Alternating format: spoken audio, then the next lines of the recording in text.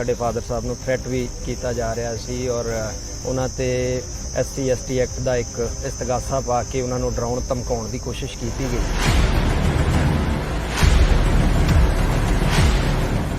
ਸਾਡੇ ਫਾਦਰ ਦੇ ਜਿਹੜੇ ਨੇੜੇ ਵਾਲੇ ਮਿੱਤਰ ਸਨ, ਕਰੀਬ ਸਾਰਿਆਂ ਨੂੰ ਇਸ ਤਰੀਕੇ ਦਾ ਡਰ ਸੀਗਾ ਕਿ ਕਿਸੇ ਵੀ ਵੇਲੇ ਉਹਨਾਂ ਦੇ ਉੱਤੇ ਡੇਰੇ ਸੱਚੇ ਸੌਦੇ ਵਾਲਿਆਂ ਦਾ ਅਟੈਕ ਹੋ ਸਕਦਾ। ਕੀ ਉਹ ਤੁਹਾਨੂੰ ਸਮਝਾਉਂਦੇ ਸੀ, ਕੀ ਉਹ ਗੱਲ ਕਰਦੇ ਸੀ, ਇਸ ਸਲਤਨਤ ਦੇ ਬਾਰੇ ਕੋਈ ਗੱਲ ਕਰਦੇ ਸੀ?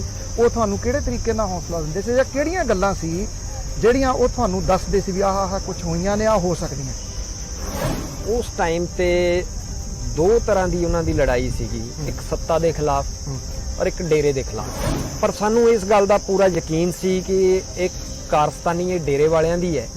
ਇਹ ਗੱਲ ਵੱਖਰੀ ਹੈ ਕਿ ਉਹਨਾਂ ਨੂੰ ਨਿਆਂ ਨਾ ਮਿਲ ਸਕੇ, ਇਹਦੇ ਵਾਸਤੇ ਸੱਤਾ ਨਾਲ ਗੱਠਜੋੜ ਜ਼ਰੂਰ ਹੋਇਆ ਔਰ ਉਸੇ ਗੱਠਜੋੜ ਦਾ ਇਹ ਨਤੀਜਾ ਰਿਹਾ ਕਿ ਪਰਚੇ ਦੇ ਵਿੱਚ ਪਹਿਲਾਂ ਡੇਰਾ ਹੈਡ ਦਾ ਗੁਰਮੀਤ ਸਿੰਘ ਦਾ ਨਾਂ ਤਿੱਕਣ ਪੁਲਿਸ ਨੇ ਲਿਖਣ ਦੀ ਜ਼ਹਿਮਤ ਨਹੀਂ ਦਿਖਾਈ। ਹਾਲਾਂਕਿ ਡੇਰਾ ਮੁਖੀ ਸਲਾਖਾਂ ਦੇ ਪਿੱਛੇ ਹੈ, ਉਹਦੇ ਤੇ ਰੇਪ ਦੇ ਚਾਰजेस ਸਨ, ਉਹਦੇ ਤੇ ਮਰਡਰ ਦੇ ਚਾਰजेस ਸਨ ਜਿਹੜੇ ਪ੍ਰੂਵ ਹੋ ਚੁੱਕੇ ਨੇ ਕਿ ਅੱਜ ਉਹ ਬੰਦਾ ਇੱਕ ਰੇਪਿਸਟ ਹੈ, ਮਰਡਰਰ ਹੈ।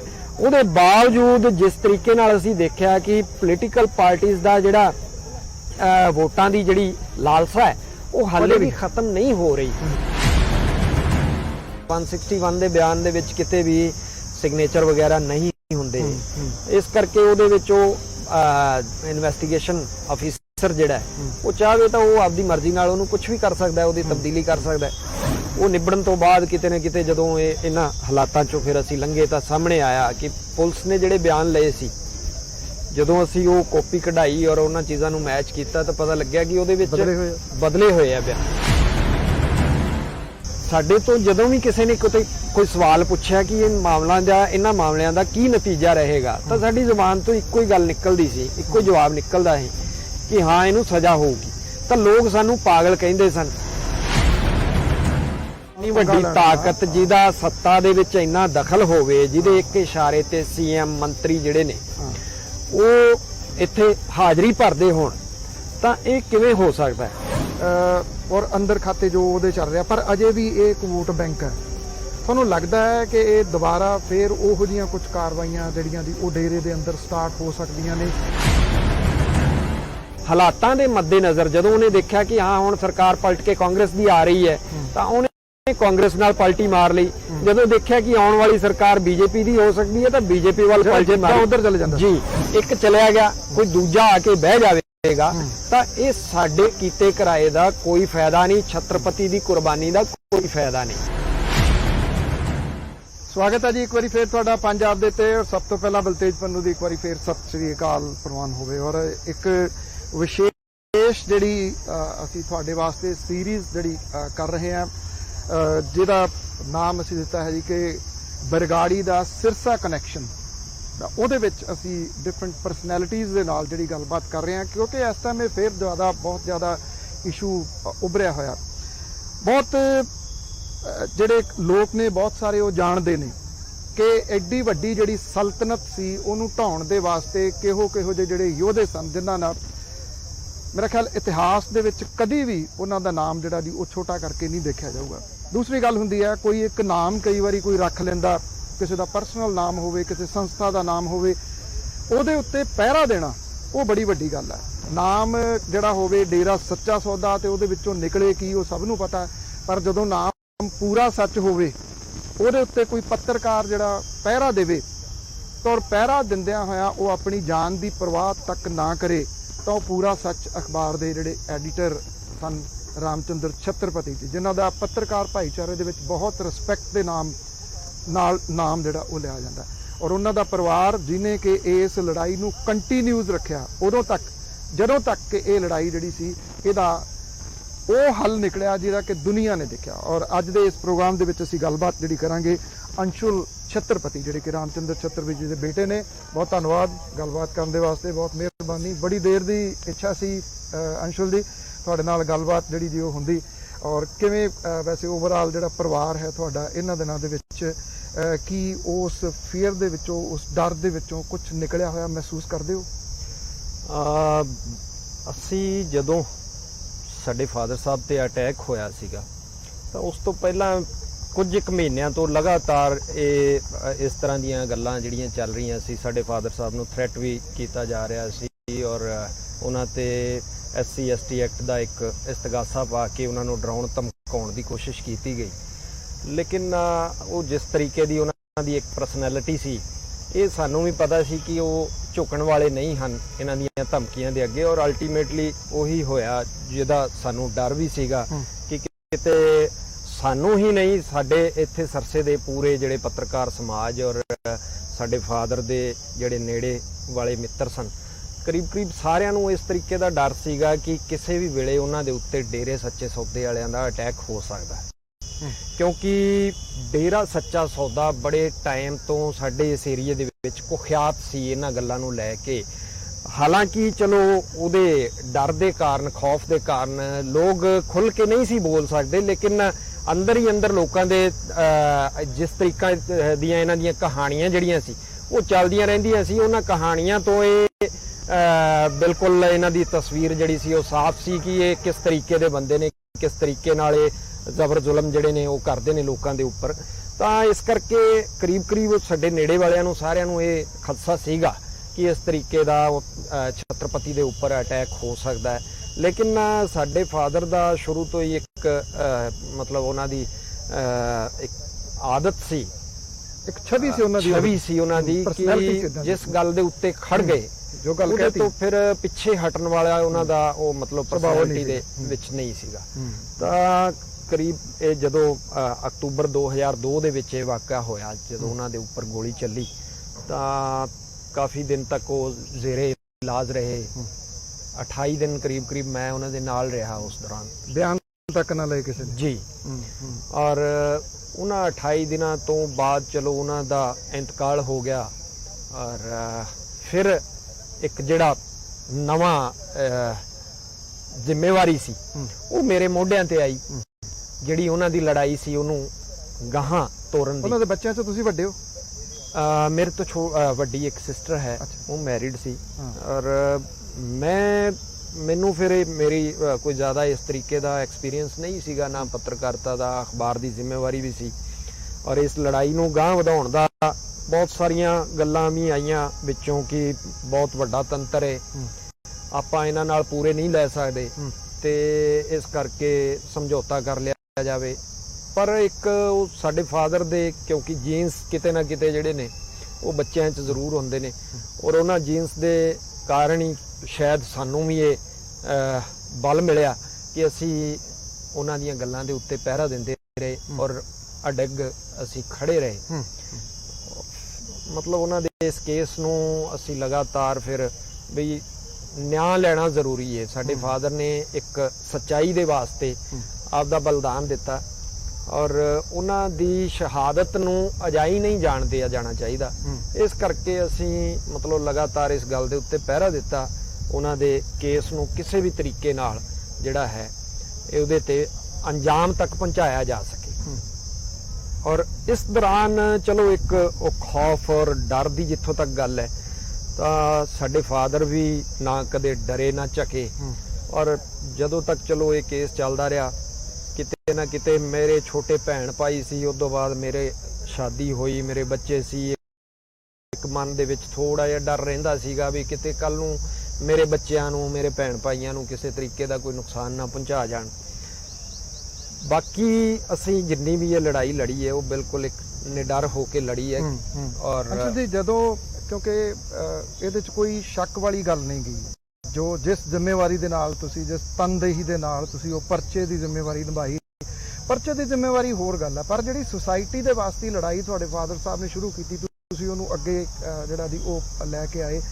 ਜਦੋਂ ਛਤਰਪਤੀ ਸਾਹਿਬ ਜ਼ਖਮੀ ਹਾਲਤ ਦੇ ਵਿੱਚ ਹਸਪੀਟਲ ਦੇ ਵਿੱਚ ਸਨ, ਤੁਸੀਂ ਦੱਸਿਆ ਕਿ ਤੁਸੀਂ ਉਹਨਾਂ ਦੇ ਕੋਲੇ ਰਹਿੰਦੇ ਸੀ, ਕੀ ਉਹ ਤੁਹਾਨੂੰ ਸਮਝਾਉਂਦੇ ਸੀ, ਕੀ ਉਹ ਗੱਲ ਕਰਦੇ ਸੀ, ਇਸ ਸਲਤਨਤ ਦੇ ਬਾਰੇ ਕੋਈ ਗੱਲ ਕਰਦੇ ਸੀ, ਉਹ ਤੁਹਾਨੂੰ ਕਿਹੜੇ ਤਰੀਕੇ ਨਾਲ ਹੌਸਲਾ ਦਿੰਦੇ ਸੀ, ਜਾਂ ਕਿਹੜੀਆਂ ਗੱਲਾਂ ਸੀ ਜਿਹੜੀਆਂ ਉਹ ਤੁਹਾਨੂੰ ਦੱਸਦੇ ਸੀ ਵੀ ਆਹ ਕੁਝ ਹੋਈਆਂ ਨੇ, ਆਹ ਹੋ ਸਕਦੀਆਂ? ਦਰਅਸਲ ਇੱਕ ਚੀਜ਼ ਤਾਂ ਬਿਲਕੁਲ ਸਾਫ਼ ਸੀ ਕਿ ਉਹਨਾਂ ਦੇ ਉੱਪਰ ਇਹ ਜਿਹੜਾ ਵਾਕਿਆ ਹੋਇਆ, ਜੋ ਅਟੈਕ ਹੋਇਆ, ਉਹਦੇ 'ਚ ਇਹ ਕੋਈ ਦੋ ਰਾਏ ਨਹੀਂ ਸੀ ਵੀ ਉਹ ਕਿਹਨੇ ਕਰਵਾਇਆ। ਸਾਨੂੰ ਵੀ ਪਤਾ ਸੀ, ਉਹਨਾਂ ਨੂੰ ਵੀ ਪਤਾ ਸੀ, ਪੂਰੇ ਸ਼ਹਿਰ ਨੂੰ ਪਤਾ ਸੀ। ਮੇਰੇ ਖਿਆਲ ਪੂਰੀ ਦੁਨੀਆ ਨੂੰ ਪਤਾ। ਹਾਂਜੀ। ਔਰ ਕਿਉਂਕਿ ਇਹ ਲੰਬੇ ਟਾਈਮ ਤੋਂ ਇਹ ਸਾਰਾ ਚੱਲ ਰਿਹਾ ਸੀ, ਥ੍ਰੈਟਨਿੰਗ ਕਾਲ ਜਿਹੜੀਆਂ ਸੀਗੀਆਂ ਔਰ ਲਗਾਤਾਰ ਉਹਨਾਂ ਨੂੰ ਡਰਾਉਣ ਧਮਕਾਉਣ ਦੀਆਂ ਕੋਸ਼ਿਸ਼ਾਂ ਜਿਹੜੀਆਂ ਸੀ ਉਹ ਚੱਲ ਰਹੀਆਂ ਸੀ। ਕਿਤੇ ਨਾ ਕਿਤੇ ਉਸ ਟਾਈਮ ਤੇ ਦੋ ਤਰ੍ਹਾਂ ਦੀ ਉਹਨਾਂ ਦੀ ਲੜਾਈ ਸੀਗੀ, ਇੱਕ ਸੱਤਾ ਦੇ ਖਿਲਾਫ ਔਰ ਇੱਕ ਡੇਰੇ ਦੇ ਖਿਲਾਫ। ਔਰ ਇਹ ਦੋਨੋਂ ਮਿਲੇ ਹੋਏ ਸੀ। ਇਹਨਾਂ ਦੀ ਮਿਲੀ ਭਗਤ ਦਾ ਵੀ ਸਾਨੂੰ ਕਿਤੇ ਨਾ ਕਿਤੇ ਖਦਸ਼ਾ ਸੀ। ਲੋਕਾਂ ਨੇ ਸਾਨੂੰ ਇੱਥੋਂ ਤੱਕਣ ਕਿਹਾ ਕਿ ਕਿਤੇ ਸੱਤਾ ਨੇ ਨਾ ਕਰਵਾ ਦਿੱਤਾ ਹੋਵੇ, ਪਰ ਸਾਨੂੰ ਇਸ ਗੱਲ ਦਾ ਪੂਰਾ ਯਕੀਨ ਸੀ ਕਿ ਇਹ ਕਾਰਸਤਾਨੀ ਇਹ ਡੇਰੇ ਵਾਲਿਆਂ ਦੀ ਹੈ। ਇਹ ਗੱਲ ਵੱਖਰੀ ਹੈ ਕਿ ਉਹਨਾਂ ਨੂੰ ਨਿਆਂ ਨਾ ਮਿਲ ਸਕੇ, ਇਹਦੇ ਵਾਸਤੇ ਸੱਤਾ ਨਾਲ ਗੱਠਜੋੜ ਜ਼ਰੂਰ ਹੋਇਆ ਔਰ ਉਸੇ ਗੱਠਜੋੜ ਦਾ ਇਹ ਨਤੀਜਾ ਰਿਹਾ ਕਿ ਪਰਚੇ ਦੇ ਵਿੱਚ ਪਹਿਲਾਂ ਡੇਰਾ ਹੈਡ ਦਾ ਗੁਰਮੀਤ ਸਿੰਘ ਦਾ ਨਾਂ ਤਿੱਕਣ ਪੁਲਿਸ ਨੇ ਲਿਖਣ ਦੀ ਜ਼ਹਿਮਤ ਨਹੀਂ ਉਠਾਈ। ਸਾਨੂੰ ਉਹਦੇ ਵਾਸਤੇ ਵੀ ਬੜਾ ਜ਼ੋਰ ਲਾਉਣਾ ਪਿਆ ਕਿ ਪਰਚੇ ਦੇ ਵਿੱਚ ਕਿਸੇ ਤਰੀਕੇ ਜੋ ਸਾਡੇ ਫਾਦਰ ਨੇ ਕਿਹਾ, ਅਸੀਂ ਜਦੋਂ ਉਸ ਗੱਲ ਤੇ ਪਹਿਰਾ ਦੇ ਰਹੇ ਹਾਂ, ਸਾਡੇ ਫਾਦਰ ਦੀਆਂ ਲਿਖਤਾਂ ਪਈਆਂ ਸੀ, ਕੁਝ ਉਹਨਾਂ ਨੇ ਐਸਪੀ ਨੂੰ ਇੱਕ ਲੈਟਰ ਲਿਖਿਆ ਸੀ ਕੁਝ ਇੱਕ ਸਮਾਂ ਪਹਿਲਾਂ ਵੀ ਮੈਨੂੰ ਇਸ ਤਰ੍ਹਾਂ ਥ੍ਰੈਟ ਆ ਰਿਹਾ ਔਰ ਮੈਨੂੰ ਸਿਕਿਉਰਿਟੀ ਦਿੱਤੀ ਜਾਵੇ। ਅਸੀਂ ਉਸ ਲੈਟਰ ਨੂੰ ਵੀ ਆਧਾਰ ਬਣਾਇਆ, ਹੋਰ ਬਹੁਤ ਸਾਰੀਆਂ ਚੀਜ਼ਾਂ ਨੂੰ ਆਧਾਰ ਬਣਾਇਆ। ਜਦੋਂ ਸਾਡੀ ਗੱਲ ਤੇ ਕੁਝ ਜ਼ਿਆਦਾ ਪੁਲਿਸ ਨੇ ਅਮਲ ਨਹੀਂ ਕੀਤਾ, ਹਾਲਾਂਕਿ ਜਦੋਂ ਉਹ 28 ਦਿਨ ਜ਼ੇਰੇ ਇਲਾਜ ਰਹੇ ਤਾਂ ਜ਼ਿਆਦਾ ਗੱਲਬਾਤ ਨਹੀਂ ਹੋ ਪਾਉਂਦੀ ਸੀ ਕਿਉਂਕਿ ਉਹ ਬਹੁਤ ਜ਼ਿਆਦਾ ਜ਼ਖਮੀ ਹਾਲਾਤ ਦੇ ਵਿੱਚ ਸਨ ਔਰ ਕਰੀਬ ਬਾਅਦ ਵਾਲੇ 15-20 ਦਿਨ ਤਾਂ ਉਹ ਬਿਲਕੁਲ ਅਚੇਤ ਅਵਸਥਾ ਦੇ ਵਿੱਚ ਸਨ ਔਰ ਗੱਲਬਾਤ ਨਹੀਂ ਹੋ ਪਾਈ। ਸ਼ੁਰੂਆਤੀ ਦੌਰ ਦੇ ਵਿੱਚ ਜਦੋਂ ਕੁਝ ਕੌਨਸ਼ੀਅਸ ਸਨ ਤਾਂ ਕਿਤੇ ਨਾ ਕਿਤੇ ਮਤਲਬ ਕੁਝ ਗੱਲਾਂ ਸਾਂਝੀਆਂ ਕਰਦੇ ਸਨ ਔਰ ਉਸੇ ਦੌਰਾਨ 24 ਤਰੀਕ ਦੀ ਸ਼ਾਮ ਨੂੰ ਉਹਨਾਂ ਦੇ ਉੱਪਰ ਗੋਲੀ ਚਲਾਈ ਗਈ ਔਰ 26 ਤਰੀਕ ਨੂੰ ਪੁਲਿਸ ਦਾ ਇੱਕ ਅਫਸਰ ਉਹਨਾਂ ਦੇ ਬਿਆਨ ਲੈਣ ਗਿਆ PGI ਰੋਹਤਕ ਵਿੱਚ। ਤਾਂ ਅਸੀਂ ਵੀ ਉੱਥੇ ਸਾਂ, ਸਾਡੇ ਸਾਹਮਣੇ ਉਹਨਾਂ ਨੇ ਸਾਰੀ ਗੱਲਬਾਤ ਕਹੀ ਉਸ ਅਫਸਰ ਨੂੰ ਕਿ ਮੇਰੇ ਉੱਪਰ ਕਿਹਨੇ ਅਟੈਕ ਕਰਵਾਇਆ ਹੈ, ਕਿਹਦਾ ਹੱਥ ਹੈ। ਡੇਰਾ ਹੈਡ ਦਾ ਉਹਨਾਂ ਨੇ ਖੁੱਲ ਕੇ ਨਾਮ ਲਿਆ, ਸਾਰੀ ਗੱਲਬਾਤ ਉਹਦੇ ਸਾਹਮਣੇ ਰੱਖੀ। ਪਰ ਪੁਲਿਸ ਦੇ ਉੱਪਰ ਕਿਤੇ ਨਾ ਕਿਤੇ ਇੱਕ ਜਿਹੜਾ ਦਬਾਅ ਸੀ, ਰਾਜਨੀਤਿਕ ਦਬਾਅ, ਉਹਨੂੰ ਉਹ ਚੱਲ ਨਹੀਂ ਸੀ ਪਾਇਆ ਔਰ ਅਸੀਂ ਕਿਉਂਕਿ ਸਾਡਾ ਉਹ ਜਿਹੜੇ ਬਿਆਨ ਤੇ ਔਨ ਰਿਕਾਰਡ ਹੋਏ ਬਿਲਕੁਲ ਔਰ ਰਿਕਾਰਡ ਤੇ ਹੈਗੇ ਸੀਗੇ, ਲੇਕਿਨ ਉਹਦੇ ਵਿੱਚ ਤਬਦੀਲੀ ਕਰ ਦਿੱਤੀ ਗਈ ਕਿਉਂਕਿ ਉਹਨਾਂ ਨੂੰ 161 ਦਾ ਬਿਆਨ ਕਿਹਾ ਜਾਂਦਾ ਹੈ ਔਰ 161 ਦੇ ਬਿਆਨ ਦੇ ਵਿੱਚ ਕਿਤੇ ਵੀ ਸਿਗਨੇਚਰ ਵਗੈਰਾ ਨਹੀਂ ਹੁੰਦੇ। ਇਸ ਕਰਕੇ ਉਹਦੇ ਵਿੱਚ ਉਹ ਇਨਵੈਸਟੀਗੇਸ਼ਨ ਅਫੀਸਰ ਜਿਹੜਾ ਉਹ ਚਾਹੇ ਤਾਂ ਉਹ ਆਪਦੀ ਮਰਜ਼ੀ ਨਾਲ ਉਹਨੂੰ ਕੁਝ ਵੀ ਕਰ ਸਕਦਾ ਹੈ, ਉਹਦੀ ਤਬਦੀਲੀ ਕਰ ਸਕਦਾ ਹੈ। ਤਾਂ ਅਸੀਂ ਸਾਡਾ ਫੋਕਸ ਸਭ ਤੋਂ ਜ਼ਿਆਦਾ ਇਸ ਗੱਲ ਤੇ ਸੀ ਕਿ ਸਾਡੇ ਬੰਦੇ ਨੂੰ ਅਸੀਂ ਬਚਾ ਲਈਏ ਕਿਸੇ ਵੀ ਤਰੀਕੇ। ਅਸੀਂ ਆਪਦਾ ਪੂਰਾ ਜ਼ੋਰ ਲਾਇਆ, ਪਹਿਲਾਂ PGI ਰੋਹਤਕ ਵਿੱਚ, ਉਸ ਤੋਂ ਬਾਅਦ ਅਸੀਂ ਅਪੋਲੋ ਦਿੱਲੀ ਵੀ ਲੈ ਕੇ ਗਏ, ਉਹਨਾਂ ਨੂੰ ਕਈ ਦਿਨ ਤੱਕ ਉੱਥੇ ਰੱਖਿਆ। ਪਰ 28 ਦਿਨ ਦੀਆਂ ਕੋਸ਼ਿਸ਼ਾਂ ਤੋਂ ਬਾਅਦ ਵੀ ਜਦੋਂ ਮਤਲਬ ਉਹ ਸਾਨੂੰ ਛੱਡ ਕੇ ਚਲੇ ਗਏ, ਸਾਡੇ ਵਿੱਚ ਨਹੀਂ ਰਹੇ, ਫਿਰ ਇਹ ਦੂਸਰਾ ਦੌਰ ਸ਼ੁਰੂ ਹੋਇਆ। ਚਲੋ ਇਹ ਕ੍ਰਿਮੇਸ਼ਨ ਤੋਂ ਬਾਅਦ ਜਿਹੜੀਆਂ ਜ਼ਿੰਮੇਵਾਰੀਆਂ ਸੀ ਉਹ ਨਿਬੜਨ ਤੋਂ ਬਾਅਦ ਕਿਤੇ ਨਾ ਕਿਤੇ ਜਦੋਂ ਇਹਨਾਂ ਹਾਲਾਤਾਂ ਚੋਂ ਫਿਰ ਅਸੀਂ ਲੰਘੇ ਤਾਂ ਸਾਹਮਣੇ ਆਇਆ ਕਿ ਪੁਲਿਸ ਨੇ ਜਿਹੜੇ ਬਿਆਨ ਲਏ ਸੀ, ਜਦੋਂ ਅਸੀਂ ਉਹ ਕਾਪੀ ਕਢਾਈ ਔਰ ਉਹਨਾਂ ਚੀਜ਼ਾਂ ਨੂੰ ਮੈਚ ਕੀਤਾ ਤਾਂ ਪਤਾ ਲੱਗਿਆ ਕਿ ਉਹਦੇ ਵਿੱਚ ਬਦਲੇ ਹੋਏ ਆ ਬਿਆਨ। ਉੱਥੋਂ ਫਿਰ ਇਹ ਰੌਲਾ ਪਿਆ ਕਿ ਇਹ ਪੁਲਿਸ ਨੇ ਬਿਆਨ ਬਦਲਤੇ, ਪੁਲਿਸ ਇਹਨੂੰ ਬਚਾਉਣਾ ਚਾਹ ਰਹੀ ਹੈ ਔਰ ਅਲਟੀਮੇਟਲੀ ਅਸੀਂ CM ਹਰਿਆਣਾ ਨੂੰ ਇੱਕ ਲੈਟਰ ਵੀ ਲਿਖਿਆ ਕਿ ਇਹਦੀ CBI ਇਨਵੈਸਟੀਗੇਸ਼ਨ ਕਰਵਾਈ ਜਾਵੇ। ਪੱਤਰਕਾਰ ਬਰਾਦਰੀ ਨੇ ਨਹੀਂ, CM ਉਸ ਟਾਈਮ ਚੌਧਰੀ ਓਮ ਪ੍ਰਕਾਸ਼ ਚਟਾਲਿਆਂ ਦੀ ਸਰਕਾਰ, ਠੀਕ ਹੈ। ਔਰ ਅਸੀਂ ਪੂਰੀ ਪੱਤਰਕਾਰ ਬਰਾਦਰੀ ਜਿਹੜੀ ਸੀ ਉਹਨੇ ਵੀ ਇੱਕ ਇੱਥੇ ਮੁਜ਼ਾਹਰੇ ਕੀਤੇ ਸਰਸੇ ਦੇ ਵਿੱਚ, ਪੂਰੇ ਹਰਿਆਣੇ ਲੈਵਲ ਦੇ ਵਿੱਚ। ਜਨ ਸੰਘਰਸ਼ ਮੰਚ ਇੱਕ ਸੰਗਠਨ ਸੀ, ਉਹਨਾਂ ਨੇ ਆਪਦੇ ਲੈਵਲ ਦੇ ਵਿੱਚ ਹਰਿਆਣੇ ਦੇ ਵਿੱਚ ਇੱਕ ਮੁਹਿੰਮ ਚਲਾਈ ਕਿ ਪੱਤਰਕਾਰ ਹੱਤਿਆਕਾਂਡ ਦੀ CBI ਜਾਂਚ ਕਰਵਾਈ ਜਾਵੇ। ਉਹਨਾਂ ਨਾਲ ਮਾਰਕੁੱਟ ਹੋਈ, ਉਹਨਾਂ ਦੇ ਉੱਪਰ 307 ਤਿੱਕਣ ਦੇ ਪਰਚੇ ਦਰਜ ਹੋਏ, ਉਹ ਜਿਹੜੇ ਐਕਟਿਵਿਸਟ ਸਨ, ਔਰ ਅਲਟੀਮੇਟਲੀ ਉਹਨਾਂ ਨੂੰ 3-3 ਮਹੀਨੇ ਜੇਲ੍ਹਾਂ ਦੇ ਵਿੱਚ ਠੋਕ ਦਿੱਤਾ ਗਿਆ। ਇਸ ਤਰ੍ਹਾਂ ਦੇ ਹਾਲਾਤ ਜਦੋਂ ਪੈਦਾ ਹੋਏ ਤਾਂ ਸਾਨੂੰ ਫਿਰ ਹਾਰ ਕੇ ਮਾਣਯੋਗ ਹਾਈ ਕੋਰਟ ਦਾ ਬੂਹਾ ਖੜਕਾਣਾ ਪਿਆ। ਅਸੀਂ ਫਿਰ ਹਾਈ ਕੋਰਟ ਜਾ ਕੇ ਗੁਹਾਰ ਲਾਈ, ਇੱਕ ਪਟੀਸ਼ਨ ਮੂਵ ਕੀਤੀ ਮੇਰੇ ਵੱਲੋਂ ਕਿ ਸਾਡੇ ਮਾਮਲੇ ਦੇ ਵਿੱਚ ਪੁਲਿਸ ਜਿਹੜੀ ਹੈ ਉਹ ਸੱਤਾ ਦੇ ਦਬਾਅ 'ਚ ਕੰਮ ਕਰ ਰਹੀ ਹੈ। ਇਸ ਤਰ੍ਹਾਂ ਦੇ ਹਾਲਾਤ ਸਨ ਅਸੀਂ ਸਾਰੇ ਹਾਲਾਤਾਂ ਨੂੰ ਮਾਣਯੋਗ ਹਾਈ ਕੋਰਟ ਦੇ ਸਾਹਮਣੇ ਰੱਖਿਆ ਕਿ ਸਾਡੇ ਫਾਦਰ ਨੇ ਇਸ ਤਰ੍ਹਾਂ ਸ਼ੁਰੂਆਤੀ ਦੌਰ ਵਿੱਚ ਮਈ 2002 ਵਿੱਚ ਇੱਕ ਲੈਟਰ ਆਇਆ, ਗੁੰਮਨਾਮ ਪੱਤਰ ਸੀ ਸਾਧਵੀ ਦਾ, ਜਿਹਦੇ ਤੋਂ ਇਹ ਕਹਾਣੀ ਸ਼ੁਰੂ ਹੋਈ। ਉਹਦੇ ਨਾਲ ਰਿਲੇਟਡ ਉਹਨਾਂ ਨੇ ਇੱਕ ਖਬਰ ਛਾਪੀ ਔਰ ਉਸ ਤੋਂ ਬਾਅਦ ਇਹ ਸਾਰਾ ਧਮਕੀਆਂ ਦਾ ਦੌਰ ਸ਼ੁਰੂ ਹੁੰਦਾ ਹੈ। ਉਦੋਂ ਬਾਅਦ ਸਾਡੇ ਫਾਦਰ ਨੇ ਲਗਾਤਾਰ ਇਸ ਮੁਹਿੰਮ ਨੂੰ ਜਾਰੀ ਰੱਖਿਆ ਕਿ ਮੈਂ ਇਸ ਡੇਰੇ ਦੇ ਗੋਰਖ ਧੰਦੇ ਨੂੰ ਲੋਕਾਂ ਦੇ ਸਾਹਮਣੇ ਲਿਆਉਣਾ ਹੈ ਕਿ ਇਹ ਐਕਚੁਅਲ ਵਿੱਚ ਕੋਈ ਧਾਰਮਿਕ ਨਹੀਂ, ਇਹ ਤਾਂ ਇੱਕ ਅਧਾਰਮਿਕ ਸੰਗਠਨ ਹੈ। ਧਰਮ ਦੇ ਨਾਂ ਤੇ ਲੋਕਾਂ ਦੇ ਨਾਲ ਕਿਸ ਤਰੀਕੇ ਦੀ ਠੱਗੀ ਕਰ ਰਿਹਾ ਹੈ, ਇਹ ਅਸੀਂ ਲੋਕਾਂ ਦੇ ਸਾਹਮਣੇ ਸੱਚਾਈ ਲਿਆਉਣਾ ਚਾਹੁੰਦੇ ਹਾਂ। ਸਾਡੇ ਫਾਦਰ ਨੇ ਇਹ ਮੁਹਿੰਮ ਸ਼ੁਰੂ ਕੀਤੀ ਔਰ ਇਨ ਦਾ ਮੇਨ ਟਾਈਮ ਉਹ ਜਿਹੜਾ ਮਈ 2002 ਵਾਲਾ ਲੈਟਰ ਸੀ ਸਾਧਵੀ ਦਾ ਗੁੰਮਨਾਮ ਪੱਤਰ, ਹਾਈ ਕੋਰਟ ਨੇ ਉਹਦਾ ਸੁਓ ਮੋਟੋ ਲਿਆ। ਸੁਓ ਮੋਟੋ ਲੈ ਕੇ ਸਤੰਬਰ 2002 ਦੇ ਵਿੱਚ ਮਾਨਯੋਗ ਹਾਈ ਕੋਰਟ ਨੇ ਉਸ ਲੈਟਰ ਦੇ ਉੱਪਰ ਸੀਬੀਆਈ ਇਨਵੈਸਟੀਗੇਸ਼ਨ ਦੇ ਆਰਡਰ ਕੀਤੇ ਸੀ। ਅਕਤੂਬਰ 2002 ਵਿੱਚ ਸਾਡੇ ਫਾਦਰ ਤੇ ਅਟੈਕ ਹੋਇਆ। ਅਸੀਂ ਹਾਈ ਕੋਰਟ ਨੂੰ ਦੱਸਿਆ ਕਿ ਇਸੇ ਲੈਟਰ ਕਰਕੇ ਸਾਰਾ ਕੁਝ ਹੋਇਆ, ਜਿਹਦੀ ਅੱਜ ਮਾਨਯੋਗ ਹਾਈ ਕੋਰਟ ਨੇ ਨੋਟਿਸ ਸੁਓ ਮੋਟੋ ਲਿਆ। ਉੱਥੋਂ ਅਸਲ 'ਚ ਇਹ ਲੜਾਈ ਜਿਹੜੀ ਸ਼ੁਰੂ ਹੁੰਦੀ ਜੀ, ਉੱਥੋਂ ਇਹ ਪਹਿਲਾ ਸਟੈਪ ਸ਼ੁਰੂ ਹੋਇਆ ਔਰ ਉਹ ਇਸ ਸਾਰੇ ਹਾਲਾਤਾਂ ਨੂੰ ਜ਼ੇਰੇ ਨਜ਼ਰ ਰੱਖਦਿਆਂ ਹੋਇਆਂ ਮਾਨਯੋਗ ਹਾਈ ਕੋਰਟ ਨੇ ਸਾਡੀ ਉੱਥੇ ਵੀ ਕਰੀਬ ਸਾਲ ਦਾ 8-10 ਮਹੀਨੇ ਸਾਡਾ ਉੱਥੇ ਲੜਾਈ ਚੱਲੀ, ਜਿਹਦੇ ਵਿੱਚ ਸਾਡੇ ਸਰਦਾਰ ਰਜਿੰਦਰ ਸਿੰਘ ਚੀਮਾ ਜੀ ਉਹਨਾਂ ਨੇ ਸਾਡਾ ਬਹੁਤ ਸਹਿਯੋਗ ਕੀਤਾ। ਅਸ਼ਵਨੀ ਬਖਸ਼ੀ ਐਡਵੋਕੇਟ ਨੇ, ਉਹਨਾਂ ਦਾ ਵੀ ਇਹਦੇ ਵਿੱਚ ਬੜਾ ਵੱਡਾ ਰੋਲ ਰਿਹਾ ਹਾਈ ਕੋਰਟ ਦੇ ਵਿੱਚ ਇਸ ਕੇਸ ਨੂੰ। ਤਾਂ ਉਦੋਂ ਬਾਅਦ ਉਹ 8-10 ਮਹੀਨੇ ਸਾਡੀ ਹਾਈ ਕੋਰਟ ਦੇ ਵਿੱਚ ਤਰੀਕਾਂ ਪੈਂਦੀਆਂ ਰਹੀਆਂ ਔਰ ਅਲਟੀਮੇਟਲੀ ਸਾਨੂੰ ਇੱਕ ਪਹਿਲੀ ਸਫਲਤਾ ਜਿਹੜੀ ਹੈ, ਪਹਿਲੀ ਪੌੜੀ ਅਸੀਂ ਉੱਥੋਂ ਚੜ੍ਹੇ ਕਿ ਹਾਈ ਕੋਰਟ ਨੇ ਸਾਡੀ ਮੰਗ ਨੂੰ ਮੰਨ ਲਿਆ ਔਰ ਸੀਬੀਆਈ ਇਨਵੈਸਟੀਗੇਸ਼ਨ ਦੇ ਆਰਡਰ ਕੀਤੇ। ਇਹ 10 ਨਵੰਬਰ 2003 ਨੂੰ ਇਹ ਸਾਡੇ ਫਾਦਰ ਦੇ ਕੇਸ 'ਚ ਆਰਡਰ ਹੋਏ ਸਨ।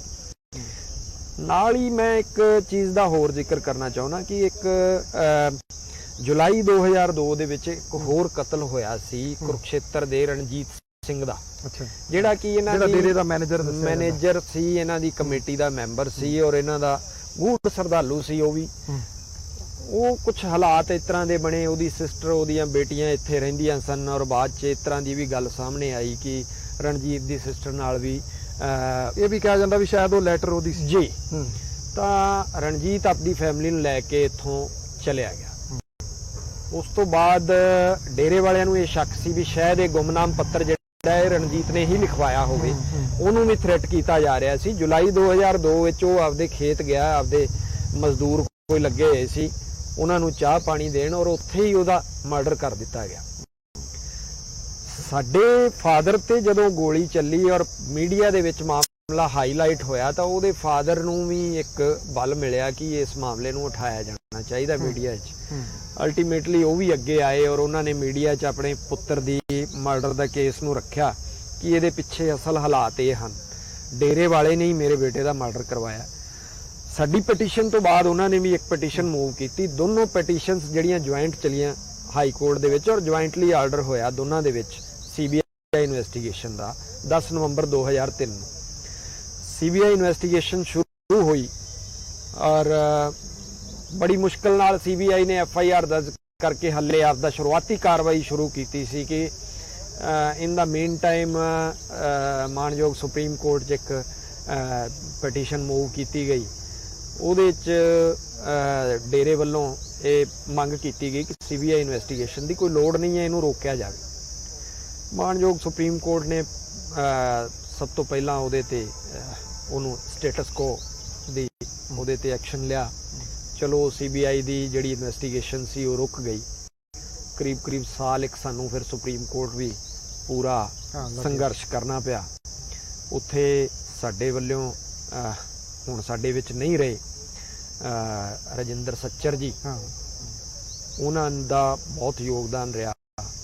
ਉਹਨਾਂ ਨੇ ਸਾਡੇ ਕੇਸ ਨੂੰ ਉੱਥੇ ਲੜਿਆ ਬਹੁਤ ਲੰਬੀ, ਕਿਉਂਕਿ ਇਸ ਤਰ੍ਹਾਂ ਸੀ ਕਿ ਜਦੋਂ ਤੁਸੀਂ ਸੱਚਾਈ ਲਈ ਲੜਦੇ ਹੋ ਟਾਈਮ ਲੱਗਦਾ, ਹੌਲੀ ਹੌਲੀ ਕੋਈ ਨਾ ਕੋਈ ਕੜੀ ਨਾਲ ਦੀ ਨਾਲ ਜੁੜੀ ਜਾਂਦੀ ਆ ਕੇ।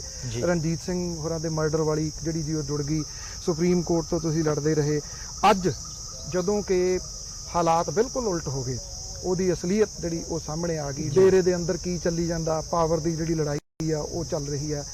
ਜਿਹੜੇ ਸਰਸਾ ਦੇ ਲੋਕ ਨੇ, ਤੁਹਾਡੇ ਆਲੇ ਦੁਆਲੇ ਵਾਲੇ ਲੋਕ ਨੇ, ਜਿਹੜੇ ਕਿਸੇ ਟਾਈਮ ਕਹਿੰਦੇ ਹੋਣਗੇ ਤੁਸੀਂ ਇਹਨਾਂ ਤੋਂ ਕੀ ਲੈਣਾ, ਅੱਜ ਉਹ ਕੀ ਕਹਿੰਦੇ ਆ, ਉਹ ਬਦਲੇ ਨੇ। ਕਿਉਂਕਿ ਉਸ ਟਾਈਮ ਤਾਂ ਮੇਰਾ ਨਹੀਂ ਖਿਆਲ ਕੋਈ ਬਹੁਤੇ ਜ਼ਿਆਦਾ ਖੜੇ ਹੋਣਗੇ। ਹਾਂ, ਇੱਕ ਗੱਲ ਜ਼ਰੂਰ ਰਹੀ ਮੇਰਾ ਖਿਆਲ, ਜਿਹੜੀ ਅਸਲੀਅਤ ਹੈ ਕਿ ਸਰਸੇ ਦੇ ਵਿੱਚ ਉਹਦਾ ਵਿਰੋਧ ਸਗੋਂ ਹੁੰਦਾ ਰਿਹਾ, ਪੰਜਾਬ 'ਚ ਨਹੀਂ ਸੀ ਹੁੰਦਾ ਜੀ। ਤਾਂ ਅੱਜ ਉਹ ਲੋਕ ਕੀ ਮਹਿਸੂਸ ਕਰਦੇ ਆ ਤੁਹਾਡੀ ਲੜਾਈ ਦੇ ਬਾਰੇ 'ਚ? ਮੈਂ ਸਭ ਤੋਂ ਪਹਿਲਾਂ ਤਾਂ ਤੁਹਾਨੂੰ ਇਹ ਦੱਸਣਾ ਚਾਹੁੰਦਾ ਕਿ ਬਾਹਰ ਦੇ ਲੋਕਾਂ ਨੂੰ ਐਂ ਲੱਗਦਾ ਸੀ ਕਿ ਸਰਸਾ ਜਿਹੜਾ ਉਹ ਡੇਰੇ ਵਾਲਿਆਂ ਦਾ ਗੜ੍ਹ ਹੈ, ਔਰ ਉੱਥੇ ਤਾਂ ਕਰੀਬ ਸਾਰੀ ਜਨਤਾ ਹੀ ਉਹਦੇ ਸ਼ਰਧਾਲੂ ਹੋਣਗੇ। ਲੇਕਿਨ ਅਸਲੀਅਤ ਜਿਹੜੀ ਸੀ ਉਹ ਉਲਟ ਸੀ। ਕਈ ਵਾਰ ਐ ਹੁੰਦਾ ਵੀ ਉਹ ਹਿੰਦੀ ਦੇ ਵਿੱਚ ਕਹਾਵਤ ਹੈ, ਦੂਰ ਕੇ ਢੋਲ ਸੁਹਾਵਨੇ ਲੱਗਤੇ ਹੈ, ਤਾਂ ਸ਼ਾਇਦ ਉਹ ਦੂਰ ਵਾਲਿਆਂ ਨੂੰ ਜ਼ਿਆਦਾ ਸੁਹਾਵਣਾ ਲੱਗਦਾ ਸੀ ਡੇਰਾ, ਪਰ ਸਰਸੇ ਵਾਲਿਆਂ ਨੂੰ ਕੁਝ ਅਸਲੀਅਤ ਦਾ ਪਤਾ ਸੀਗਾ। ਸਰਸੇ ਦੇ ਵਿੱਚ ਬਹੁਤ ਘੱਟ ਗਿਣਤੀ ਸੀ ਇਹਦੇ ਚੇਲਿਆਂ ਦੀ। ਔਰ ਸਾਡੇ ਫਾਦਰ ਦਾ ਜਿਸ ਟਾਈਮ ਕ੍ਰਿਮੇਸ਼ਨ ਦਾ ਉਹ ਨਿਕਲੀ ਯਾਤਰਾ ਕ੍ਰਿਮੇਸ਼ਨ ਲਈ ਪੂਰੇ ਸ਼ਹਿਰ ਦੇ ਵਿੱਚੋਂ ਹੋ ਕੇ, ਕਿਉਂਕਿ ਅਗਲੇ ਦਿਨ ਅਪੋਲੋ ਤੋਂ ਪੋਸਟਮਾਰਟਮ ਹੋ ਕੇ ਬੜੀ ਲੇਟ ਪਹੁੰਚਿਆ ਉਹਨਾਂ ਦਾ ਡੈਡ ਬੋਡੀ, ਔਰ ਸ਼ਾਮ ਨੂੰ ਕਰੀਬ ਕਰਦੇ ਕਰਾਉਂਦੇ ਹਨੇਰਾ ਜਿਹਾ ਪੈਣ ਲੱਗ ਗਿਆ ਸੀ। ਤਾਂ ਸਰਕਾਰ ਦੀ ਪਹਿਲੀ ਕੋਸ਼ਿਸ਼ ਇਹ ਸੀ ਵੀ ਇੱਥੇ ਬਾਹਰ ਹੀ ਇਹਦਾ ਕ੍ਰਿਮੇਸ਼ਨ ਕਰਵਾ ਦਿੱਤਾ ਜਾਵੇ, ਸ਼ਹਿਰ ਦੇ ਵਿੱਚੋਂ ਨਾ ਲਿਜਾਂਦਾ ਜਾਵੇ, ਕਿਸੇ ਤਰ੍ਹਾਂ ਦਾ ਕੋਈ ਹਾਲਾਤ ਨਾ ਵਿਗੜ ਜਾਣ। ਲੇਕਿਨ ਸਾਨੂੰ ਪਤਾ ਸੀ ਕਿ ਉਹ ਕਿਤੇ ਨਾ ਕਿਤੇ ਜਿਹੜੀ ਉਹਨਾਂ ਦੀ ਉਹ ਕੋਸ਼ਿਸ਼ ਹੈ ਉਹ ਇਹ ਵੀ ਹੈ ਕਿ ਜ਼ਿਆਦਾ ਜਨਤਾ ਨੂੰ ਪਤਾ ਲੱਗੇ। ਔਰ ਅਸੀਂ ਇਸ ਕਰਕੇ ਜਿਹੜੀ ਉਹਨਾਂ ਦੀ ਅੰਤਮ ਯਾਤਰਾ ਸੀ ਉਹਨੂੰ ਸ਼ਹਿਰ ਦੇ ਵਿੱਚੋਂ ਜਦੋਂ ਲੈ ਕੇ ਗਏ ਤਾਂ ਅਸੀਂ ਵੇਖਿਆ ਕਿ ਸਰਸੇ ਦੇ ਲੋਕਾਂ ਦਾ ਪਿਆਰ ਜਿਹੜਾ ਕਿਸ ਤਰੀਕੇ ਨਾਲ ਉਹਨਾਂ ਦੇ ਪ੍ਰਤੀ ਹੈਗਾ ਸੀ। ਲੋਕ ਛੱਤਾਂ ਦੇ ਉੱਪਰ ਲੇਡੀਜ਼ ਬੱਚੇ ਖੜ ਕੇ ਉਹਨਾਂ ਦੇ ਉੱਤੇ ਫੁੱਲ ਮਲਾਵਾਂ ਸੱਟ ਰਹੇ ਸਨ। ਤਾਂ ਮਤਲਬ ਸ਼ਹਿਰ ਦੇ ਵਿੱਚ ਕੋਈ ਵੀ ਇਹੋ ਜਿਹਾ ਏਰੀਆ ਨਹੀਂ ਸੀ ਜਿੱਥੇ ਛੱਤਾਂ ਦੇ ਉੱਪਰ ਲੋਕ ਖੜ ਕੇ ਰੋ ਨਾ ਰਹੇ ਹੋ। ਉਹ ਇੱਕ ਦ੍ਰਿਸ਼ ਜਿਹੜਾ ਸੀ ਉਹਨੇ ਫਿਰ ਤੁਹਾਨੂੰ ਵੀ ਤਾਂ ਹੌਸਲਾ ਦਿੱਤਾ ਨਾ। ਬਿਲਕੁਲ, ਵੀ ਇਹ ਨਹੀਂ ਹੈ ਕਿ ਤੁਸੀਂ ਇਕੱਲੇ ਹੋ, ਬਲਕਿ ਇੱਕ ਬਹੁਤ ਵੱਡੀ ਸਪੋਰਟ ਤੁਹਾਡੇ ਪਿੱਛੇ ਖੜੀ, ਚਾਹੇ ਉਹ ਸਾਇਲੈਂਟ ਹੀ ਸੀ ਜੀ। ਉਸ ਤੋਂ ਬਾਅਦ ਸਰਸੇ ਦੇ ਲੋਕਾਂ ਦਾ ਜਿਸ ਤਰੀਕੇ ਦਾ ਚਲੋ ਇੱਕ ਭਾਵਨਾਤਮਕ ਜਿਹਾ ਦੌਰ ਸੀ। ਹੌਲੀ ਉਸ ਦੌਰ ਤੋਂ ਜਿਵੇਂ ਅਸੀਂ ਗੁਜ਼ਰਦੇ ਗਏ, ਪੱਤਰਕਾਰ ਬਰਾਦਰੀ ਵੀ ਹੌਲੀ ਪਿੱਛੇ ਹਟਣੀ ਸ਼ੁਰੂ ਹੋ ਗਈ। ਜਿਵੇਂ ਸਰਕਾਰ ਦਾ ਕੋਈ ਦਬਾਅ ਰਿਹਾ ਤਾਂ ਹੌਲੀ ਡੇਰੇ ਵਾਲਿਆਂ ਨੇ ਵੀ ਜਿੰਨੇ ਮੀਡੀਆ ਜਗਤ ਵਾਲੇ ਮੇਨ ਮੱਠਾਧੀਸ਼ ਸੀ ਉਹਨਾਂ ਦੇ ਉੱਪਰ ਪ੍ਰੈਸ਼ਰ ਪਾਇਆ। ਉਹਨਾਂ ਨੇ ਆਪਣੇ ਜਿਹੜੇ ਰਿਪਰੈਜ਼ੈਂਟੇਟਿਵ ਸੀ ਉਹਨਾਂ ਦੇ ਉੱਪਰ ਪ੍ਰੈਸ਼ਰ ਪਾਉਣਾ ਸ਼ੁਰੂ ਕੀਤਾ ਕਿ ਤੁਸੀਂ ਇਹਦੇ ਤੋਂ ਬਾਹਰ ਨਿਕਲੋ। ਤਾਂ ਸਾਨੂੰ ਲੱਗਿਆ ਕਿ ਹੌਲੀ ਪੱਤਰਕਾਰ ਜਗਤ ਜਿਹੜਾ ਹੈ ਉਹ ਤਾਂ ਸਾਡੀ ਲੜਾਈ ਤੋਂ ਵਿਮੁਖ ਹੁੰਦਾ ਜਾ ਰਿਹਾ, ਤਾਂ ਕਿਤੇ ਨਾ ਕਿਤੇ ਸਾਡਾ ਇਹ ਸਾਰਾ ਭਾਰ ਜਿਹੜਾ ਇਹ ਸਾਡੇ ਮੋਢਿਆਂ ਤੇ ਹੀ ਆਉਣਾ ਸੀ। ਉਸ ਤੋਂ ਬਾਅਦ ਜਿੰਨਾ ਟਾਈਮ ਵੀ ਇਹ ਲੜਾਈ ਚੱਲੀ,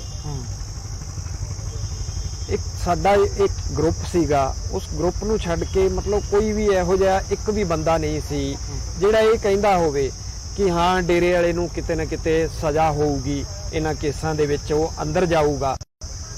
ਸਾਡੇ ਤੋਂ ਜਦੋਂ ਵੀ ਕਿਸੇ ਨੇ ਕੋਈ ਸਵਾਲ ਪੁੱਛਿਆ ਕਿ ਇਹਨਾਂ ਮਾਮਲਿਆਂ ਦਾ ਕੀ ਨਤੀਜਾ ਰਹੇਗਾ, ਤਾਂ ਸਾਡੀ ਜ਼ੁਬਾਨ ਤੋਂ ਇੱਕੋ ਹੀ ਗੱਲ ਨਿਕਲਦੀ ਸੀ, ਇੱਕੋ ਹੀ ਜਵਾਬ ਨਿਕਲਦਾ ਸੀ ਕਿ ਹਾਂ ਇਹਨੂੰ ਸਜ਼ਾ ਹੋਊਗੀ।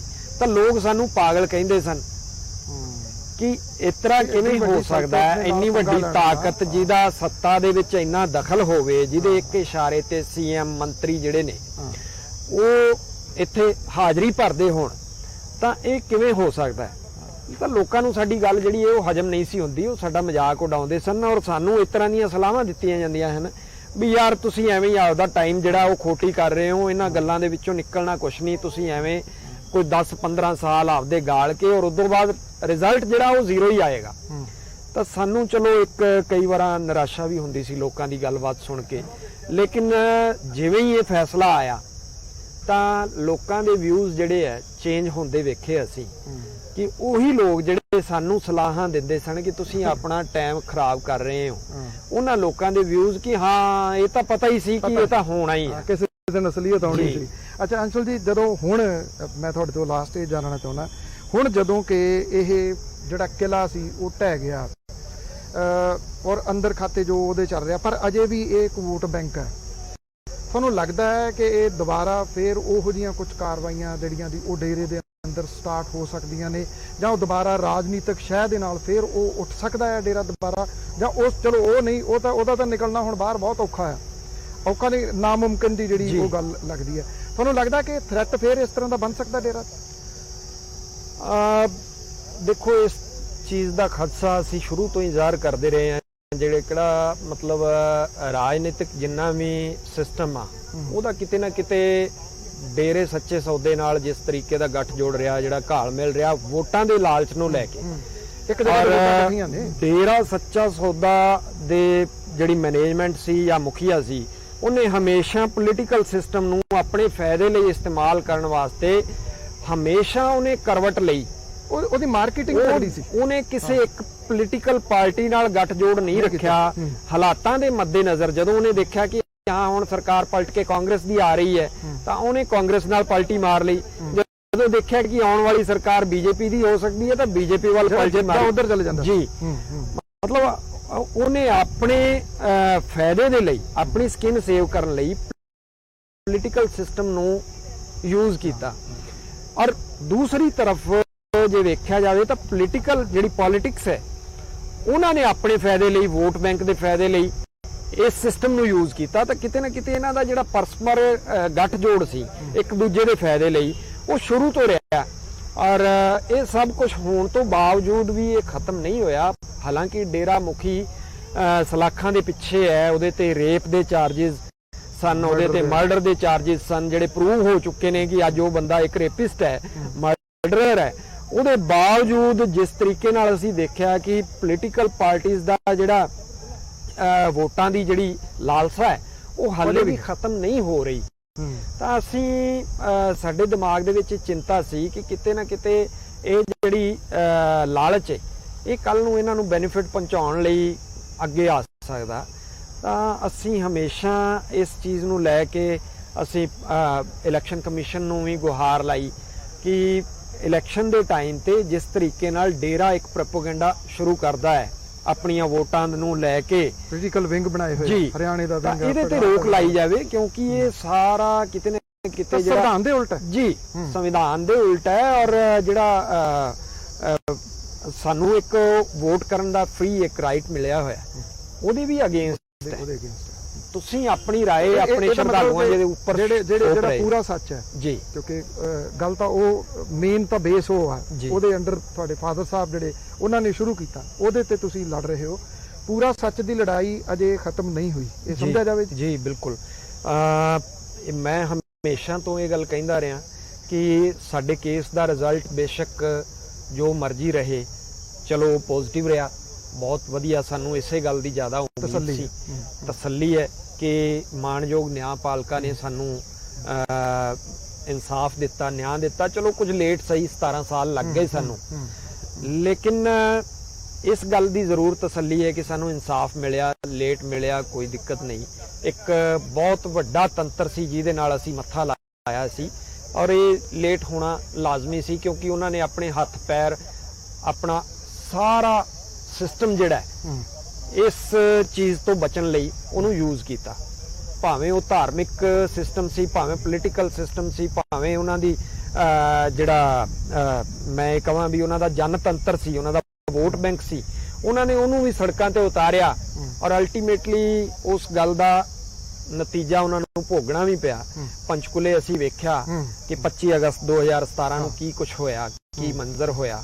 ਔਰ ਅਸੀਂ ਇਸ ਮੰਜ਼ਰ ਤੋਂ ਪਹਿਲਾਂ ਲਗਾਤਾਰ ਸਿਸਟਮ ਨੂੰ, ਸਰਕਾਰਾਂ ਨੂੰ ਆਗਾਹ ਕਰਦੇ ਰਹੇ ਕਿ ਇਹ ਜਿਸ ਤਰੀਕੇ ਨਾਲ ਲੱਖਾਂ ਲੋਕਾਂ ਦੀ ਇਸਤੇਮਾਲ ਕਰ ਉਹਨਾਂ ਨੂੰ ਸੜਕਾਂ ਤੇ ਸਿਸਟਮ ਦੇ ਖਿਲਾਫ ਉਤਾਰਦੇ ਨੇ, ਕਿਤੇ ਨਾ ਕਿਤੇ ਕੱਲ ਨੂੰ ਇਹ ਬਹੁਤ ਖਤਰਨਾਕ ਸਾਬਤ ਹੋ ਸਕਦਾ। ਇੱਥੇ ਤੁਸੀਂ ਮੰਨੋਗੇ ਨਹੀਂ ਕਿ ਉਹ ਪੰਚਕੂਲੇ ਵਾਲਾ ਜਿਹੜਾ ਮੰਜ਼ਰ ਸੀ, ਉਹ ਦ੍ਰਿਸ਼ ਅਸੀਂ ਲਗਾਤਾਰ ਕਈ ਸਾਲਾਂ ਵੇਖਿਆ।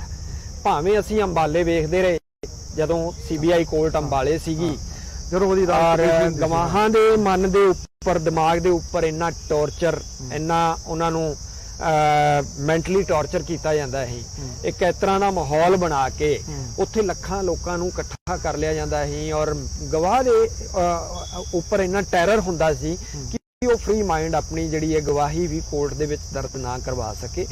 ਉਦੋਂ ਬਾਅਦ ਕੋਰਟ ਜਿਹੜੀ ਹੈ ਪੰਚਕੂਲੇ ਸ਼ਿਫਟ ਹੋਈ ਔਰ ਕਿਤੇ ਨਾ ਕਿਤੇ ਥੋੜਾ ਜਿਹਾ ਹਾਲਾਤਾਂ ਦੇ ਵਿੱਚ ਫਰਕ ਆਇਆ। ਡੇਰਾ ਹੈਡ ਦੀ ਪੇਸ਼ੀ ਜਿਹੜੀ ਹੈ ਉਹ ਵੀਡੀਓ ਕਾਨਫਰੈਂਸਿੰਗ ਰਾਹੀਂ ਹੋਈ ਔਰ ਥੋੜਾ ਜਿਹਾ ਸਾਨੂੰ ਰਿਲੈਕਸ ਅਸੀਂ ਫੀਲ ਕੀਤਾ। ਲੇਕਿਨ ਇੱਥੇ ਕੀ ਹੋਇਆ, ਜਦੋਂ ਵੀਡੀਓ ਕਾਨਫਰੈਂਸਿੰਗ ਰਾਹੀਂ ਸਰਸਾ ਕੋਰਟ ਤੋਂ ਪੇਸ਼ੀ ਹੋਣੀ ਹੁੰਦੀ ਸੀ, ਵਿੱਚੋਂ ਜੇ ਡੇ ਬਾਈ ਡੇ ਵੀ ਰਿਹਾ ਸਿਸਟਮ, ਡੇਰਾ ਹੈਡ ਨੇ ਆਪਣੀ Z+ ਸਿਕਿਉਰਿਟੀ ਦੇ ਨਾਲ ਆਪਣੇ ਚੇਲਿਆਂ ਬਾਲਕਿਆਂ ਦੇ ਨਾਲ 100 ਗੱਡੀ ਦਾ ਕਾਫਲਾ ਲੈ ਕੇ ਡੇਰੇ ਤੋਂ ਚੱਲਣਾ ਔਰ ਸਰਸੇ ਕੋਰਟ ਤੱਕ ਪੂਰਾ ਆਪਣਾ ਟੈਰਰ ਫੈਲਾਉਂਦੇ ਹੋਏ ਆਉਣਾ। ਉਸ ਦਰਮਿਆਨ ਸੜਕਾਂ ਦੇ ਉੱਪਰ ਕਿਸੇ ਵੀ ਆਮ ਨਾਗਰਿਕ ਨੂੰ ਵਿਚਰਨ ਦੀ ਇਜਾਜ਼ਤ ਨਹੀਂ ਸੀ। ਡਾਂਗਾਂ ਵਾਲੇ ਇਹਦੇ ਲਠੈਤ ਬਦਮਾਸ਼ ਜਿਹੜੇ ਸਨ ਉਹ ਸੜਕਾਂ ਤੇ ਖੜ ਜਾਂਦੇ ਸਨ, ਕਿਸੇ ਵੀ ਬੰਦੇ ਨੂੰ ਸੜਕ ਦੇ ਉੱਪਰ ਨਹੀਂ ਸੀ ਉਤਰਨ ਦਿੰਦੇ। ਔਰ ਸਰਸਾ ਬਾਰ ਕੰਪਲੈਕਸ, ਕੋਰਟ ਕੰਪਲੈਕਸ ਦੇ ਬਾਹਰ ਹਜ਼ਾਰਾਂ ਦੀ ਤਾਦਾਦ ਦੇ ਵਿੱਚ ਚੇਲੇ ਬਾਲ ਕੇ ਜਿਹੜੇ ਸਨ ਉਹ ਆਪਣਾ ਜਮਾਵੜਾ ਲਾ ਲੈਂਦੇ ਸੀ। ਅਸੀਂ ਲਗਾਤਾਰ ਇਸ ਗੱਲ ਦੇ ਖਿਲਾਫ ਬੋਲਦੇ ਵੀ ਰਹੇ, ਲਿਖਦੇ ਵੀ ਰਹੇ, ਲੇਕਿਨ ਕਦੇ ਕਿਸੇ ਨੇ ਸਾਡੀ ਗੱਲ ਦੇ ਉੱਤੇ ਕੋਈ ਜ਼ਿਆਦਾ ਉਹਨੂੰ ਤਰਜੀਹ ਨਹੀਂ ਗੱਲਾਂ ਪ੍ਰੂਵ ਹੋ ਗਈਆਂ ਔਰ ਅਲਟੀਮੇਟਲੀ ਪੰਚਕੂਲੇ ਉਹ ਸਭ ਸਰਕਾਰ ਨੂੰ, ਸਿਸਟਮ ਨੂੰ ਭੁਗਤਣਾ ਪਿਆ। ਔਰ ਆਪਾਂ ਗੱਲ ਕਰ ਰਹੇ ਸੀ ਕਿ ਇਸ ਪੋਲੀਟੀਕਲ ਸਿਸਟਮ ਔਰ ਪੂਰਾ ਸੱਚ ਦਾ ਜਿਹੜਾ ਕਿਵੇਂ ਉਹ ਹੁਣ ਮਤਲਬ ਕਿ ਜਾਰੀ ਆ, ਉਹ ਜੰਗ ਜਾਰੀ ਹੈ। ਤਾਂ ਇਹ ਜਿਹੜੇ ਅਸੀਂ ਚਾਹੁੰਦੇ ਆ ਕਿ ਇਸ ਤਰ੍ਹਾਂ ਦੇ ਹਾਲਾਤ ਦੁਬਾਰਾ ਪੈਦਾ ਨਾ ਹੋਣ ਦਿੱਤੇ ਜਾਣ। ਪੋਲਿਟਿਕਸ ਜਿਹੜੀ ਹੈ, ਸਾਡਾ ਪੋਲੀਟੀਕਲ ਸਿਸਟਮ ਜਿਹੜਾ ਹੈ, ਸਾਡੀਆਂ ਪੋਲੀਟੀਕਲ ਪਾਰਟੀਆਂ ਜਿਹੜੀਆਂ ਨੇ ਉਹ ਇਸ ਤਰੀਕੇ ਦੇ ਜਿਹੜੀ ਵੋਟ ਲੋਲਪ ਜਿਹੜੀ ਉਹਨਾਂ ਦੀ ਰਾਜਨੀਤੀ ਹੈ ਉਹਦੇ ਤੋਂ ਬਾਹਰ ਨਿਕਲਣ, ਵੋਟਾਂ ਦੀ ਲਾਲਸਾ ਤੋਂ ਬਾਹਰ ਆਉਣ, ਤਾਂ ਜੋ ਐਸੇ ਜਿਹੜੇ ਬਦਮਾਸ਼ ਨੇ ਜਿਨ੍ਹਾਂ ਨੇ ਵੋਟ ਤੰਤਰ ਦੇ ਨਾਂ ਤੇ, ਧਰਮ ਦੇ ਨਾਂ ਤੇ ਲੋਕਾਂ ਨਾਲ ਠੱਗੀ ਪੰਜੀ ਮਚਾਈ ਹੋਈ ਹੈ। ਬਾਬੇ ਨਾਨਕ ਦੇ ਸੱਚੇ ਸੌਦੇ ਦੇ ਨਾਂ ਤੇ ਇੱਕ ਸੱਚਾ ਸੌਦਾ ਖੜਾ ਕੀਤਾ ਗਿਆ ਜਿਹਦਾ ਝੂਠੇ ਸੌਦੇ ਤੋਂ ਬਾਅਦ ਉਹ ਕੁਝ ਨਹੀਂਗਾ। ਔਰ ਉਸ ਸੱਚੇ ਸੌਦੇ ਦੇ ਨਾਂ ਤੇ ਲੋਕਾਂ ਦੇ ਨਾਲ ਕਿਸ ਤਰੀਕੇ ਦਾ ਠੱਗੀ ਜਾਲ ਮਚਾਇਆ ਗਿਆ, ਇਹ ਸਰਕਾਰ ਤੋਂ, ਪ੍ਰਸ਼ਾਸਨ ਤੋਂ ਇਹ ਚੀਜ਼ਾਂ ਛੁਪੀਆਂ ਹੋਈਆਂ ਨਹੀਂ ਸਨ। ਲੇਕਿਨ ਸਰਕਾਰ ਨੇ ਕਦੇ ਵੀ ਇਹਦੇ ਵੱਲ ਆਪਣੀ ਅੱਖ ਨਹੀਂ ਤਰੇਰੀ। ਅਸੀਂ ਚਾਹੁੰਦੇ ਹਾਂ ਕਿ ਆਉਣ ਵਾਲੇ ਸਮੇਂ 'ਚ ਹੋਰ ਇਹੋ ਜਿਹੇ ਠੱਗ ਪੈਦਾ ਨਾ ਹੋਣ ਔਰ ਇਹ ਤੰਤਰ ਜਿਹੜਾ ਦੁਬਾਰਾ ਨਾ ਸ਼ੁਰੂ ਹੋਵੇ, ਇਹਨੂੰ ਇੱਥੇ ਹੀ ਠੱਪ ਕਰ ਦਿੱਤਾ ਜਾਵੇ। ਇੱਕ ਇੰਨਾ ਵੱਡਾ ਮਾਇਆ ਜਾਲ ਜਿਹੜਾ ਖੜਾ ਕੀਤਾ ਗਿਆ, ਇਹਨੂੰ ਸਰਕਾਰ ਆਪਦੇ ਅੰਡਰ ਲੈ ਕੇ, ਕਬਜ਼ੇ 'ਚ ਲੈ ਕੇ ਇੱਥੇ ਕੋਈ ਇਸ ਤਰ੍ਹਾਂ ਦਾ ਸਿਸਟਮ ਬਣਾਵੇ ਤਾਂ ਕਿ ਲੋਕਾਂ ਦਾ ਇਸ ਤਰ੍ਹਾਂ ਦਾ ਜਿਹੜੀਆਂ ਅਵੈਧ ਗਤੀਵਿਧੀਆਂ ਨੇ ਉਹ ਬੰਦ ਹੋਣ ਔਰ ਇਸ ਤਰੀਕੇ ਨਾਲ ਕੋਈ ਵੀ ਹੋਰ ਨਵਾਂ ਠੱਗ ਆ ਕੇ ਇੱਕ ਚਲਿਆ ਗਿਆ, ਕੋਈ ਦੂਜਾ ਆ ਕੇ ਬਹਿ ਜਾਵੇਗਾ ਤਾਂ ਇਹ ਸਾਡੇ ਕੀਤੇ ਕਿਰਾਏ ਦਾ ਕੋਈ ਫਾਇਦਾ ਨਹੀਂ, ਛਤਰਪਤੀ ਦੀ ਕੁਰਬਾਨੀ ਦਾ ਕੋਈ ਫਾਇਦਾ ਨਹੀਂ। ਬਿਲਕੁਲ, ਜਦੋਂ ਤੱਕ ਇਹਨਾਂ ਐਕਟੀਵਿਟੀਜ਼ ਤੇ ਰੋਕ ਨਾ ਲਾਈ। ਅੰਸ਼ੁਲ ਜੀ ਤੁਹਾਡੀ ਗੱਲ ਠੀਕ ਹੈ। ਸਿਆਸੀ ਜਿਹੜੇ ਲੋਕ ਨੇ ਉਹ ਇਹੋ ਜਿਹਾ ਕਿਰਦਾਰ ਘੜ ਲੈਂਦੇ ਆ ਥੋੜੇ ਸਮੇਂ ਤੋਂ ਬਾਅਦ, ਜਿਹਦਾ ਉਹ ਮੁੜ ਕੇ ਲਾਹਾ ਲੈਂਦੇ ਰਹਿਣ। ਤੁਹਾਡੀ ਇਸ ਲੰਬੀ ਲੜਾਈ ਦੇ ਵਾਸਤੇ ਮੈਂ ਸਮਝਦਾ ਕਿ ਸਮੁੱਚੀ ਕਾਇਨਾਤ ਦੇ ਵੱਲੋਂ, ਦੁਨੀਆ ਦੇ ਵਿੱਚ ਬੈਠੇ ਜਿਹੜੇ ਇਨਸਾਫ ਪਸੰਦ ਲੋਕ ਨੇ, ਉਹਨਾਂ ਦੇ ਵੱਲੋਂ ਮੈਂ ਤੁਹਾਡੇ ਪਰਿਵਾਰ ਦਾ ਬਹੁਤ ਧੰਨਵਾਦ ਕਰਦਾ ਜੀ। ਔਰ ਇਹ ਜੰਗ ਜਾਰੀ ਰੱਖਣੀ ਇਸੇ ਹੌਸਲੇ ਦੇ ਨਾਲ। ਬਹੁਤ ਬਿਲਕੁਲ ਜੰਗ ਜਾਰੀ ਰਹੇਗੀ ਔਰ ਤੁਹਾਡਾ ਬਹੁਤ ਬਹੁਤ ਧੰਨਵਾਦ। Thank you. ਇਹ ਸਨ ਜੀ ਅੰਸ਼ੁਲ ਛਤਰਪਤੀ। ਔਰ ਸਾਡੀ ਜਿਹੜੀ ਇਹ ਸੀਰੀਜ਼ ਹੈ ਉਹ ਅਸੀਂ ਤੁਹਾਡੇ ਨਾਲ ਜਿਹੜੀ ਸਾਂਝੀ ਕਰ ਰਹੇ ਹਾਂ ਕਿ ਬਰਗਾੜੀ ਦਾ ਸਿਰਸਾ ਲਿੰਕ ਜਿਹੜਾ ਅੰਸ਼ੁਲ ਛਤਰਪਤੀ, ਛਤਰਪਤੀ ਪਰਿਵਾਰ, ਪੂਰਾ ਸੱਚ। ਮੈਂ ਜਿੱਥੋਂ ਸਟਾਰਟ ਕੀਤੀ ਸੀ, ਜਿਹੜਾ ਪੂਰਾ ਸੱਚ ਹੈ ਉਸ ਨਾਮ ਨੂੰ ਜਿਸ ਪਰਿਵਾਰ ਨੇ ਕਾਇਮ ਰੱਖਿਆ ਔਰ ਅੱਜ ਵੀ ਉਹ ਲੜ ਰਹੇ ਨੇ। ਜਿਹੜੀ ਗੱਲ ਸਿਆਸਤ ਦੀ ਉਹਨਾਂ ਨੇ ਆਖੀ, ਉਹਨਾਂ ਦੇ ਚੇਲੇ ਹੁਣ ਆਪ ਪ੍ਰੈਸ ਕਾਨਫਰੰਸ ਕਹਿੰਦੇ ਆ 2007 ਦੇ ਵਿੱਚ ਅਸੀਂ ਜਿਹੜੀ ਸੀ ਉਹ ਕਾਂਗਰਸ ਦੀ ਮਦਦ ਕੀਤੀ, ਉਹ ਹਾਰ ਗਈ। ਜਿਹੜੇ 2017 ਦੇ ਵਿੱਚ ਅਕਾਲੀਆਂ ਦੀ ਮਦਦ ਕੀਤੀ, ਉਹ ਹਾਰ ਗਏ। ਇਹਦਾ ਮਤਲਬ ਅੰਸ਼ੁਲ ਹੋਰਾਂ ਦੀ ਉਹ ਗੱਲ ਤਾਂ ਸੱਚ ਹੈ ਨਾ, ਜਿੱਧਰ ਉਹਨੂੰ ਲੱਗਦਾ ਸੀ ਆਹ ਜਿੱਤ ਜਾਣਗੇ, ਉਹਨੂੰ 7 'ਚ ਲੱਗਦਾ ਸੀ ਕਾਂਗਰਸ ਆ ਜਾਊਗੀ, ਇਸ ਕਰਕੇ ਉਹਦੀ ਮਦਦ ਕਰ ਰਿਹਾ ਸੀ। 17 'ਚ ਉਹਨੂੰ ਲੱਗਦਾ ਸੀ ਅਕਾਲੀ ਆ ਜਾਣਗੇ, ਤਾਂ ਕਰਕੇ ਉਹਦੀ ਮਦਦ ਜਿਹੜੀ ਉਹ ਕਰ ਰਿਹਾ ਸੀਗਾ। ਮਤਲਬ ਕਿ ਉਹਦੀ ਮਦਦ ਕਰਦਾ ਸੀ ਜਿਹੜੇ ਜਿੱਤਦੇ ਸੀ। ਅਦਰਵਾਈਜ਼ ਇਹ ਜਿਹੜਾ ਸਾਰਾ ਬਣਾਇਆ ਹੋਇਆ ਢਕੌਂਸਲਾ ਸੀ ਉਹ ਇੱਕ ਕਿਸਮ ਦੇ ਨਾਲ ਪਹਿਲਾਂ ਹੈ ਨਹੀਂ ਸੀਗਾ, ਹੁਣ ਉਹ ਕੰਪਲੀਟਲੀ ਟੱਪ ਚੁੱਕਾ ਹੈ। ਔਰ ਅਗਲੀ ਮੁਲਾਕਾਤ ਦੇ ਵਿੱਚ ਇਸ ਸੀਰੀਜ਼ ਦੇ ਵਿੱਚ ਤੁਹਾਨੂੰ ਇੱਕ ਹੋਰ ਸ਼ਖਸੀਅਤ ਦੇ ਨਾਲ ਮਿਲਾਵਾਂਗੇ। ਧੰਨਵਾਦ।